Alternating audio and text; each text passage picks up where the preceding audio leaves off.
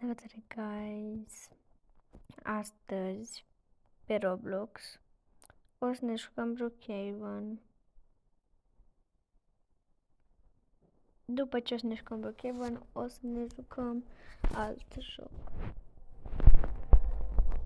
Deci așa arăt eu pe Brookhaven.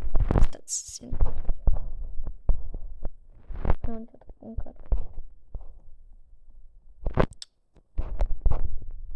Da.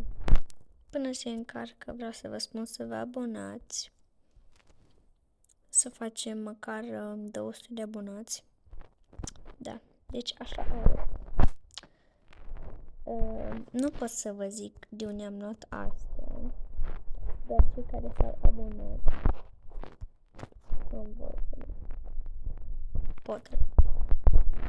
Scuzați că sunt așa, că sunt puțin răgușită și am să vă dau codurile pentru buchet, unghii și pantofi. Ăștia. Am și pe roz și pe negru.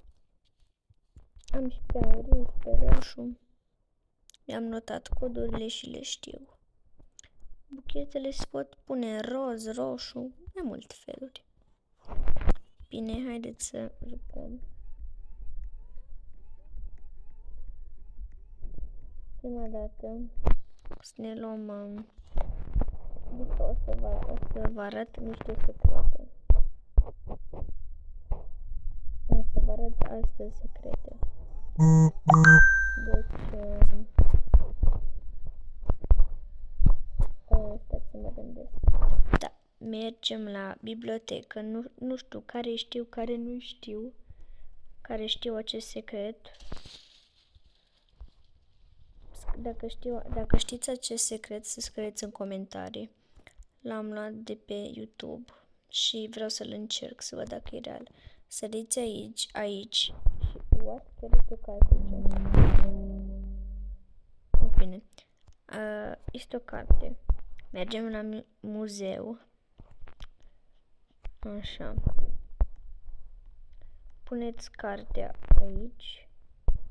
Se prinde un bec roșu, așa știu. Hai mă. Sau poate fals? Stai. Opa. Nu cred că e adevărat. Că am văzut pe YouTube că trebuie să iasă nu știu ce creatură pe aici. What? Hei, e adevărat. Fraților? What?